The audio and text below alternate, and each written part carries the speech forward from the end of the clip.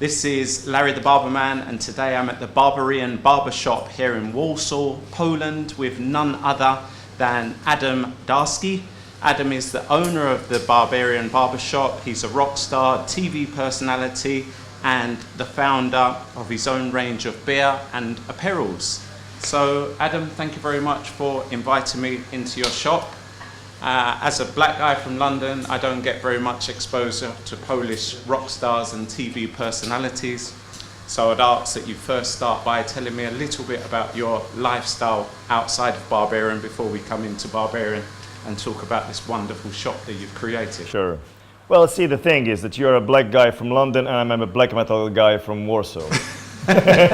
So we have something in common. That's good, yeah. No, I mean, I'm originally, and before anything, you know, I'm a musician, I'm an artist. So, to be honest, you know, definitions and labels like a rock star and a celebrity, it's not really in my dictionary, you know. So, okay, you know, for some people to give them a picture of where I come from, you know, it might give them, you know, a hint where I come from. But originally, I'm a stage persona, and I'm a performer, I'm an entertainer. And this is basically my child, and the ex-owner and myself, a couple of years ago, we just came with this idea to start a barbershop in Warsaw. And it was times when there was none almost, there was just one next door, which is still there, and there was nothing else basically. And she brought this idea to me, and I started like investigating on barbershops, and I immediately fell in love with this whole culture and with the craft and with the way they approach life, and it felt like very coherent with who I am. And I had some money to invest, and I was like, wow, I mean, that's exactly what I needed. That's exactly where I wanted to channel my energy. So I came up with the name Barberian, which I think is a nice word play, you know, and yeah, and this is it. Yeah, and I was going to lead on to that question of Barberian, because the definition of Barbarian is belonging to no main civilization, and outside of the shop, you kind of, I don't know, portray that you don't. You're kind of in your own dark world outside of the shop. So I think it's on brand with what it is you actually do. Yeah, I think it's a nice parallel between Barberian and what I do in my, so to say, daily job or daily life, you know. Although this is my daily life as well, you know. So it's like, you know, to me, it's all about just having like different skins or different masks, and each one basically represents different moods or different qualities of your personality, and that's it, you know. So there's really no distraction, there's really no they work together nicely, you know. They complement one another. Yeah, totally. Exactly, they complement. And even though this, I cannot really say that this is artistic, but it's also artistic in a way, you know what I mean? I mean, this is craft and this is profession. This is like professionals working and taking care of you know, men's health or men's aesthetics. But to me, it's also very artistic, you know. And my spirit is there to be released more in an artistic way than a business way, and I'm more that kind of person here, you know. And I'm really proud of having like a serious input on the way it looks, and it's not like, you know, there's some people from out. It's basically the idea came from straight from passion and from heart. So it's really like no, like, you know, businessman in suit, you know, that just brought some money, and some people from outside it kind of navigated it. It's a labor of love. Exactly. Yeah. So that's why it's true, and that's something. Yeah, maybe you can fake it. I don't know, but this you cannot fake it. It's all real. It's all very organic. Okay, yeah. So. Have you ever visited Shoreditch in London? Yes, I was there a couple of months ago. I went to this. Actually, that was amazing. I had this experience. You know, I was like at the corner. There's this complex store, and I was like, I told my girlfriend and like my friends, hey, let's go and visit this place. And we enter, and there was like a coffee place, there was like a restaurant, and in the corner there's a barber shop. I don't know if you know what I'm talking about. Oh, Splitterfields. Probably. And it's got old traditional, not traditional, it looks like a theatre. Yes. Yeah, that's called Barber. Yeah. And I approached these guys, you know, and the guy, one of them was like, are you Nergal? I'm like, yeah. What are you doing here? Yeah, I'm a big fan, blah, blah, blah. So it's funny conversation, you know, because one of the barbers recognized the musician persona. Instead of, like, I went there because I was interested in checking out the barber shop and the way it was located and the way it was, you know, the constellation of it was amazing. So we had a short a chat, and it was really cool. So yeah, I love this neighborhood. I actually stay in Ace Hotel. Every time I go there, I stay in Ace Hotel. It's my favorite place there. Yeah, because very artistic. Shoreditch is one of the coolest places in London, and as I've walked in here, it's got a real Shoreditch feel about it. So that's why. Yes, I agree. There's something there's like this common vibe that we share. So tell me what a client could expect who walked into Barberian shop. What kind of experience could they expect when they come in here? Well, it's a complex experience of quality service that starts with a professional approach, very kind and very gentle, and there's this loose, very relaxed vibe here, as you can see. Because of the filming, we cannot play any music, but there's always rock music here. So there's like no random radio stuff. You know, it's very specified, very defined character of this place. And well, I'm proud, you know, influencer and owner of that. You know, and that's exactly, you know, like the stuff that we play on the radio, the music and the brands of alcohol, and it's all complementary. It's all very coherent, and it's just like full service. You know, you enter Barberian and you'll be treated, I like to say, as a king. You know, but it's all about just making this nice vibe, get into the vibe, relax, don't stress. If you bring any ladies, or like you bring your wife here, she's fine to stay here. You know, we're not Nazis when it comes to, you know, this whole barber culture, which you probably experienced before, like no women allowed. There's no policy like that over here.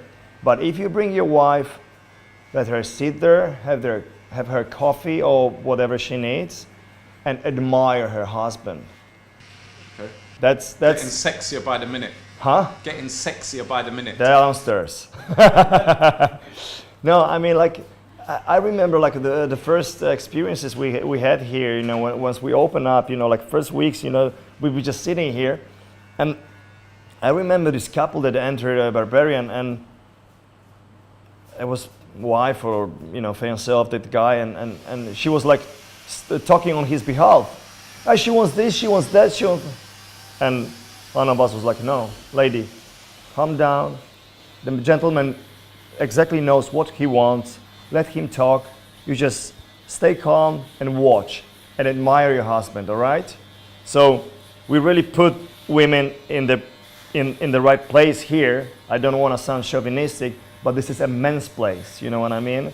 It's like with me, you're going to hairdresser. I don't like to go there, you know, because this is the women's world, you know, and you just easily get bored, you know. So it's like, it's good that this world, there's like spheres and worlds separated, you know.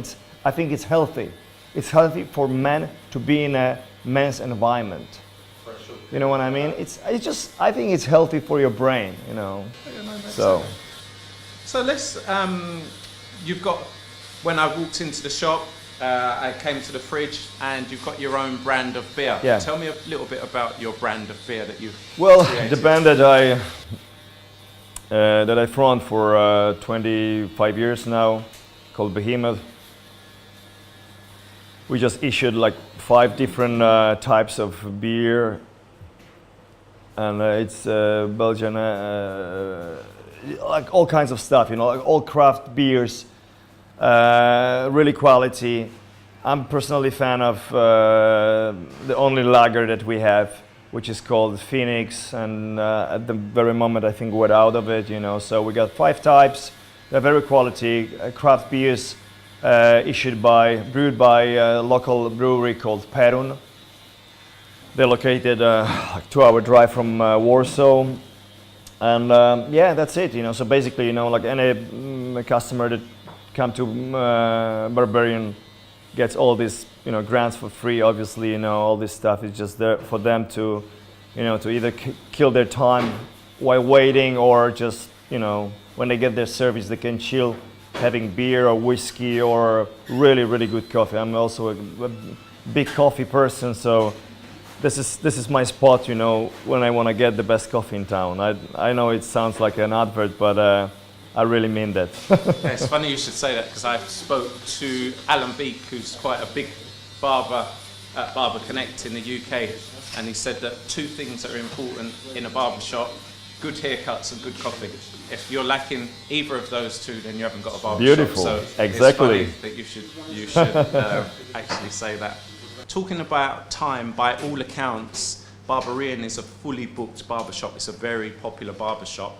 How would you cope if you didn't have the online booking system like Booksy, because you're a brand ambassador for them? So I'm just curious how much this plays in Barberian's organization of time. Well, it just makes our work very smooth and much easier, you know, to have online booking. Simple as that, you know. I mean, like we started just with the phone calls and walk-ins, and it was growing. But you know, with Booksy and with online booking, it's just very smooth, and it's easy. I think it's amazing, and I don't like to think what if, you know, but I wouldn't like go back, you know, to like 3 years back when we started, you know, and we didn't have that system. So what kind of problems were you having without an online system? Well, what kind of problems we have with online system? When you didn't have it, what kind of problems was it in the Well, shop? it's way more work for us, basically, you know, just writing down everything, you know, it's you know, the receptionist is always on the phone, talking, negotiating and stuff. So it's way more work for us, you know. And with online system, it's just it happens in the other world, basically. So I don't know. I mean, like, yeah. What would be your advice to other business people like yourselves who didn't have Booksy and they were considering it? Go for it. No, but seriously, I mean,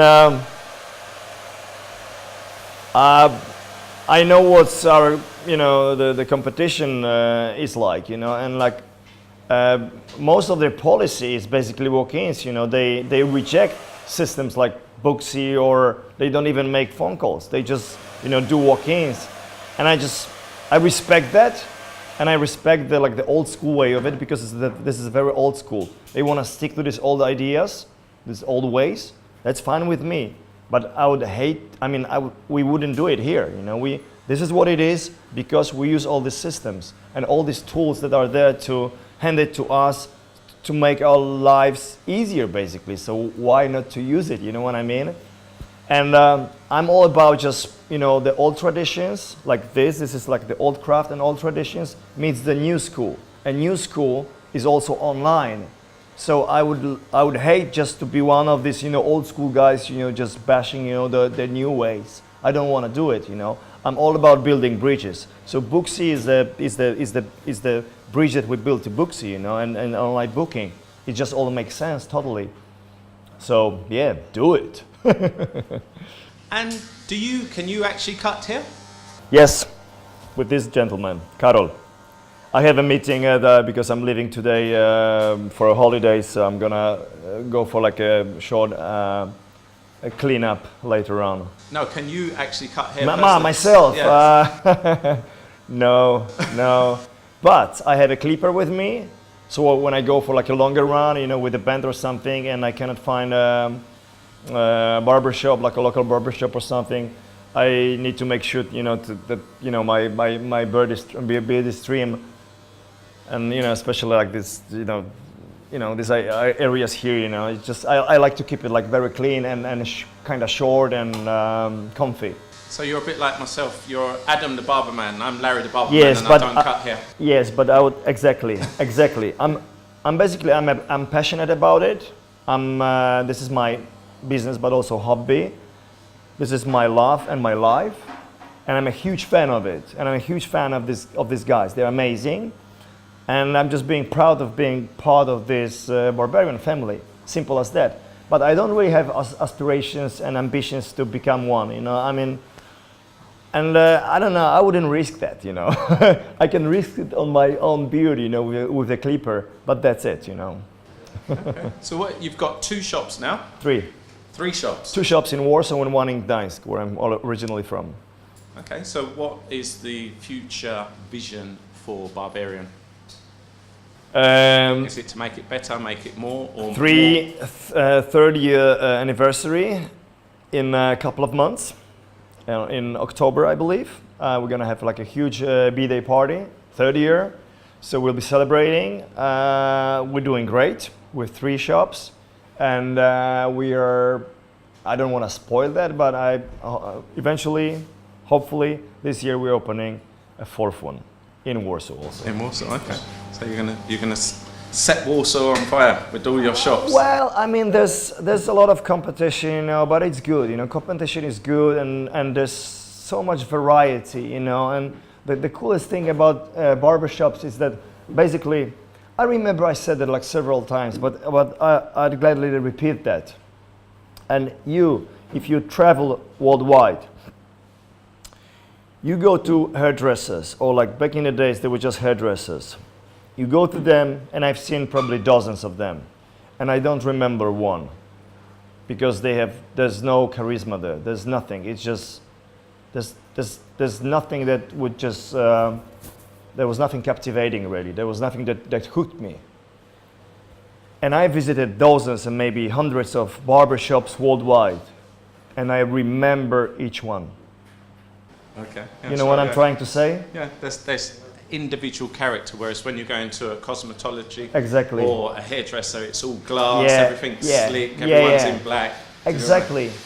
And so there's a lot of character in barbershops, there's a lot of individuality, there's a lot of passion, a lot of love, because barbers are people, are professionals, but they're also, barber lovers, so to say, or, barber fans, or you name it. They're just there for a reason.